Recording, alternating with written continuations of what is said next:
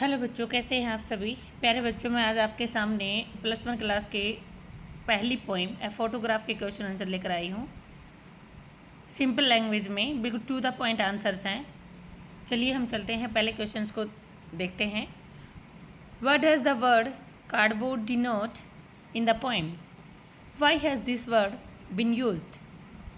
Cardboard जो word poem के अंदर यूज़ किया गया है वो किसको संकेत करता है और ये वर्ड कार्डबोर्ड क्यों यूज़ किया गया है? The word cardboard refers to an old photograph pasted on a stiff paper board. आपने देखा होगा अपने घर में भी पुरानी फ़ोटोज़ वगैरह रखी हुई हैं जो कार्डबोर्ड जो लकड़ी के फ्रेम की हैं। ऐसा ही इसके अंदर है, हमारी पोइम के अंदर जो हमारी पोइटस है वो देख रही है अपनी माँ की तस्वीर को जो लकड़ी के फ्रेम में पेस्ट कर रखी है। The word cardboard refers to an old post photograph pasted on a stiff paper board. Stiff होता है हार्ड जो गत्ता है उसके ऊपर माँ की तस्वीर को पेस्ट किया हुआ है और उसके ऊपर जो फ्रेम है वो लकड़ी का है। It shows the poet's mother as a child. इस फोटो के अंदर जो पोइट्स की मदर है वो बिल्कुल छोटी बच्ची है। The word has been use to indicate that the photo is old and fragile. Fragile होता कमज़ोर। जस्ट लाइक मेमोरीज, इस प्रकार से बचपन की मेमोरीज धुंधली हो जाती हैं, मतलब वो सारी बातें याद नहीं रहती। इसी प्रकार से ये फ़ोटो है ये भी धुंधली हो चुकी है, कमज़ोर हो चुकी है और पुरानी हो चुकी है। कंसेप्ट क्लियर हुआ बेटा इस क्वेश्चन के आंसर का? आगे चलते हैं। Second question, what has the camera captured? कैमरे में किसकी फ़ोटो को कैद किया गया है या कैप्चर किया गया है? The camera has captured a happy moment of the poet's mother's childhood. कैमरे के अंदर कैमरे से जो फ़ोटो खींची गई थी वो कवि की माता की फ़ोटो थी जो बचपन में थी, जब वो छोटी थी। व्हेन शी वॉज अबाउट 12, लगभग 12 साल की थी। Standing on the beach with her cousins smiling joyfully. वो समुद्र के किनारे खड़ी हैं, तीनों बहनें मुस्कुरा रही हैं खुशी के साथ। थर्ड क्वेश्चन देखिए, what has not changed over the years? Does this suggest something to you? क्या कई सालों से नहीं बदला है? क्या इससे आपको कोई सुझाव मिलता है, कुछ ऐसा सजेशन मिलता है जिससे आपको लग रहा है कि क्या बदल गया है और क्या नहीं बदला है? The sea in the background in the photo has not changed. Photo के अंदर जो समुद्र दिखाया गया है वो बिल्कुल भी नहीं बदला है। It suggest the contrast between the permanence of nature and the short changing life of womens. ये कंट्रास्ट में विरोधाभास दिखाता है, दोनों में अंतर दिखा रहा है कि किस प्रकार से प्रकृति जो है, नेचर है, वो परमानेंट है। परमानेंस मीन्स परमानेंट, लंबे समय तक। द शॉर्ट मीन्स छोटी। जो मनुष्य की ज़िंदगी है वो चेंज होती रहती है और छोटी है। Clear? Fourth question, the poet's mother laughed at the snapshot. कवि की जो मदर है वो हंसती है जो फोटो खींची हुई है उसके ऊपर। What did this laugh indicate? ये जो हंसी है ये क्या दिखा रही है, क्या संकेत कर रही है?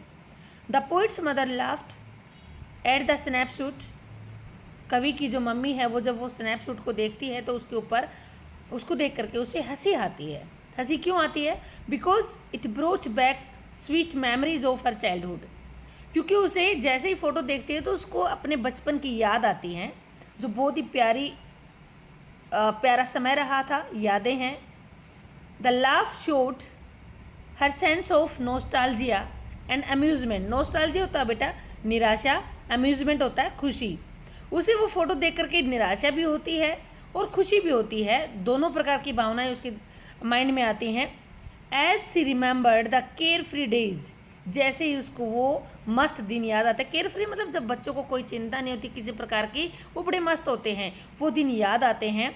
Spent at the beach with her cousins, जो उसने अपनी चचेरी बहनों के साथ समुद्र के किनारे वो दिन बिताए थे, उन्हीं दिनों की उसको याद आती है। तो खुशी भी होती है और उसे निराशा भी होती है क्योंकि वो दिन अब दोबारा नहीं आने वाले।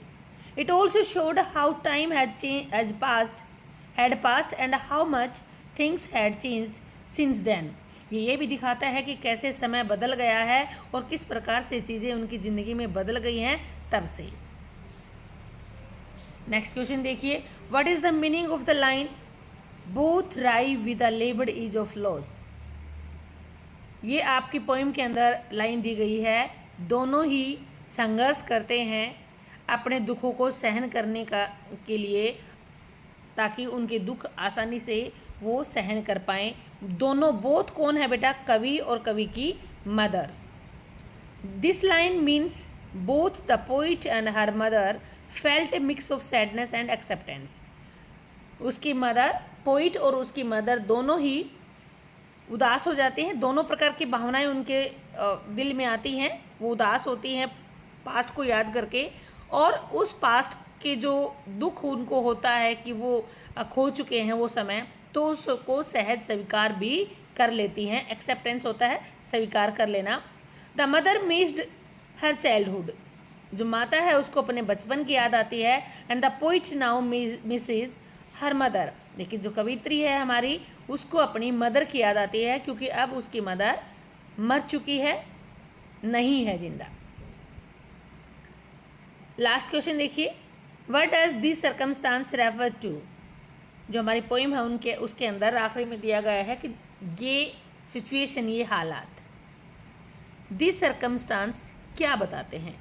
This circumstance refers to the poet's feeling of sadness after her mother died. उसकी माँ के मरने के बाद जो हमारी कवित्री जैसा फील करती है, दुख महसूस करती है, उसी हालात को दिखाते हैं। शी इज़ वेरी क्वाइट, वो बेचारी चुप हो जाती है, कुछ नहीं कह पाती। And does not know what to say, वो नहीं जानती अब क्या कहें। Because she misses her mother a lot, क्योंकि उसको अपनी मम्मी की बहुत ज़्यादा याद आती है। कुछ ना कह करके वो चुप होना पसंद करती है, क्योंकि उसे पता है कि मनुष्य की ज़िंदगी है वो शॉर्ट है, जिसने जन्म लिया है उसको मरना भी है। प्यारे बच्चों, ये हैं आपके क्वेश्चन आंसर्स। मुझे उम्मीद है कि आपको बिल्कुल सभी आंसर्स समझ में आ गए, कंसेप्ट क्लियर हो चुका है। प्यारे, फिर मिलते हैं अगली वीडियो में अगली पोएम के क्वेश्चन आंसर और वर्ड मीनिंग के साथ। Thank you.